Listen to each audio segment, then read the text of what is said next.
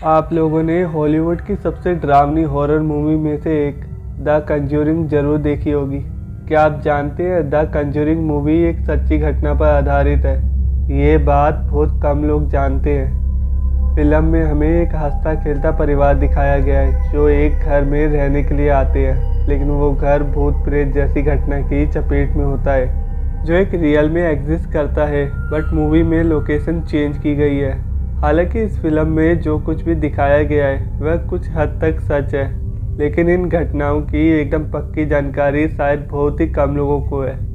तो आज हम द कंजूरिंग की असली कहानी के बारे में बात करेंगे, आपको एक सच्ची घटना से रूबरू कराएंगे। सन 1970 में ठंड के मौसम में रोजर और उसकी पत्नी कैरोलिन और उनकी 5 बेटियां एक फार्म हाउस में रहने के लिए रवाना हुई, जो कि हैरिसविले रोड आइलैंड में स्थित था। ये फार्म हाउस 200 एकड़ में फैला हुआ था।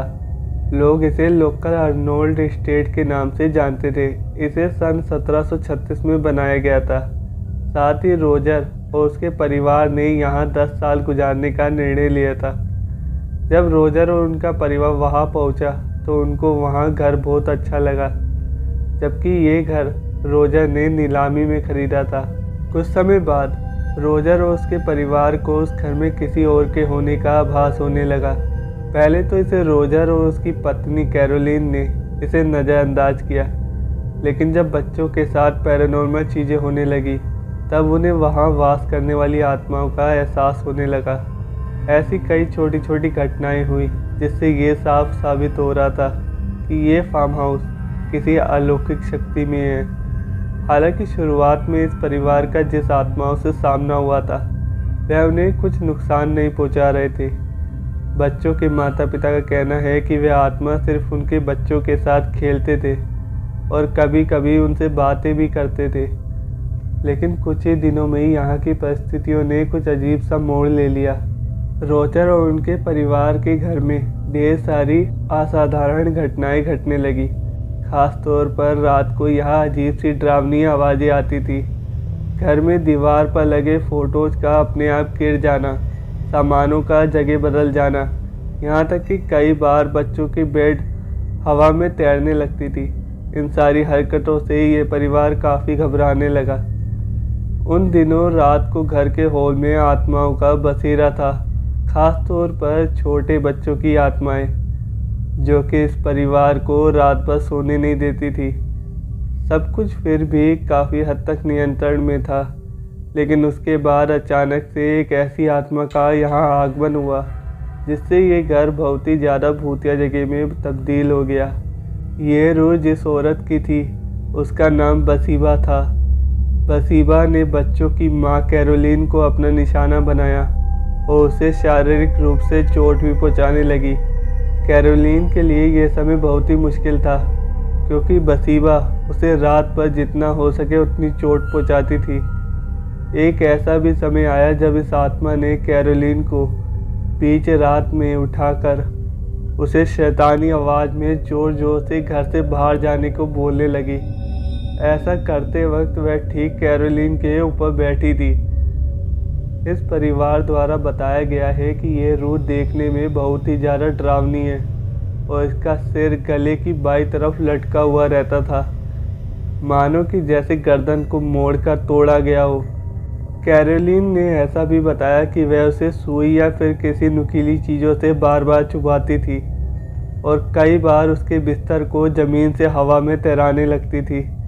ऐसा कुछ दिनों तक चला और उसके बाद अचानक से ये सब कुछ होना बंद हो गया। बसीबा कैरोलिन को नुकसान पहुंचाने के बजाय उसके शरीर को अपने काबू में करने लगी। वह उसके शरीर में धीरे धीरे अपने अधिकार जमाने में कामयाब भी होने लगी थी। अगर हम बसीबा की निजी ज़िंदगी में झांकने की कोशिश करें जब वो जिंदा थी, तो हमें इस पहलू की हर एक कड़ी जोड़ती हुई दिखाई देती है। बसीबा थियर का जन्म सन 1812 में रोड आइलैंड में हुआ था। 10 मार्च 1844 में बसीबा की शादी जेसन शर्मन नामक एक अमीर किसान से हुई। वो लोग अपनी शादीशुदा ज़िंदगी बिताने इस अर्नोल्ड स्टेट में आए थे। बसीबा का एक बेटा था और ऐसा बोला जाता है कि बसीबा की 3 और बेटियां थीं जो कि बचपन में ही रहस्यमय तरीके से मृत अवस्था में पाए गए थे। इन सारी घटनाओं के कारण गांव में ऐसी चर्चा होने लगी कि बसीबा एक डायन है जो कि अपने ही बच्चों की आहुति देती है और उनके आत्माओं को शैतान के हवाले कर देती है। ये बातें इसलिए भी फैली जा रही थी क्योंकि जब बसीबा की एक बेटी मृत पाई गई और लोकल पुलिस कर्मचारियों ने जांच की तो उन्हें पता चला कि उस बच्ची के सिर में किसी ने जोर से सुई चुभोई थी जिसके कारण उसकी मृत्यु हुई। इस सब के बावजूद बसीबा के खिलाफ कोई सबूत नहीं मिला जिसके कारण कोई उसका कुछ नहीं बिगाड़ पाया। सन 1885 में बसीबा की मृत्यु हुई। उसने खुद को फांसी लगाकर अपनी जान दे दी। उसने ऐसा क्यों किया ये शायद कोई भी नहीं जानता, लेकिन ऐसा माना जाता है जब बसीबा ने एक बच्चे को जन्म दिया। जब उसका बच्चा 1 सप्ताह का था तो जेसन ने बसीबा को अपने ही बच्चे को चिमनी के सामने बलि देते हुए पकड़ लिया। उजागर होने पर बतीशा एक पेड़ के पास भाग गई जो एक गोदी के पास थी। उसके शीर्ष पर चढ़ गई। उसने शैतान के लिए अपने प्रेम की घोषणा की और उन सभी को शाप दिया जो उसकी भूमि ले लेंगे। बार बार इन घटनाओं की वजह से रोजर ने वॉरेन की मदद लेने की सोची। वॉरेन उन दिनों अपनी पैरानॉर्मल रिसर्च और थियोरीज को लेकर काफ़ी मशहूर थे। उन्होंने कई लोगों की मदद करके उन्हें आत्माओं की चुंगल से बचाया था। जैसे ही वॉरेन ने उस घर में प्रवेश किया उन्हें वहाँ असाधारण शक्तियों का एहसास हुआ। लॉरेन वॉरेन को ये पता लगाते देर नहीं लगी कि कैरोलिन के शरीर में अब उसका कब्जा नहीं था बल्कि किसी बहुत ही ताकतवर और शैतानी आत्मा के कब्जे में था। वॉरेन्स ने यह तय किया कि वह पूरे घर की तहकीकात करेंगे और आत्माओं को दूर भगाएंगे। यह कदम उन्हीं पर ही भारी पड़ा क्योंकि ऐसा करने से आत्माएं और भी चिढ़ गई और घर के सामानों को इधर उधर पटकने लगी।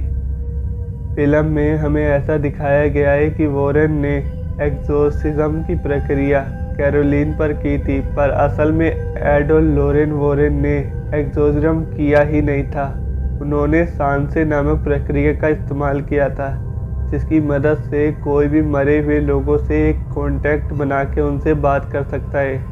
कैरोलिन की सबसे बड़ी बेटी एंड्रिया ने ये साफ साफ बताया है कि वॉरेन ने उस रात सांसे की प्रक्रिया का सहारा लिया जिससे यह स्थिति और भी बदतर हो गई।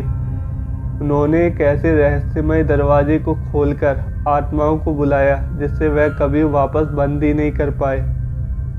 इन सब घटना के पश्चात एंड्रिया के पिता रोजर ने वॉरेन को घर से बाहर निकाल दिया था। आर्थिक कमियों के कारण कैरोलिन और उसका परिवार अगले 7 साल तक इस घर को छोड़ नहीं पाए और इन घटनाओं से जूझते रहे। उसके बाद उन्होंने इस घर को छोड़कर जॉर्जिया नाम के शहर में अपना नया घर बसाया, लेकिन दुर्भाग्यवश यह असाधारण घटनाएं उनका पीछा नहीं छोड़ी और जॉर्जिया में उनके परिवार के साथ कुछ न कुछ अनहोनी होती रही। सन 2011 में एंड्रिया ने इन घटनाओं पर एक किताब भी लिखी जो 3 भागों में उपलब्ध हुए। इस किताब का नाम house of darkness house of light है। 2013 में फिल्म द कंज्यूरिंग जिसका निर्देशन जेम्स वैन ने किया था, इस फिल्म को काफ़ी सफलता मिली।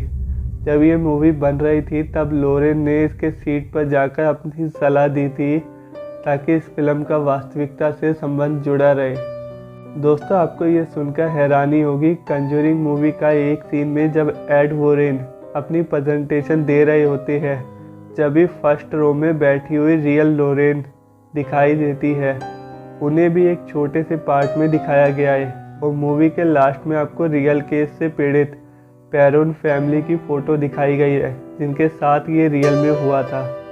तो दोस्तों, मिलते हैं नेक्स्ट वीडियो में एक नई स्टोरी के साथ।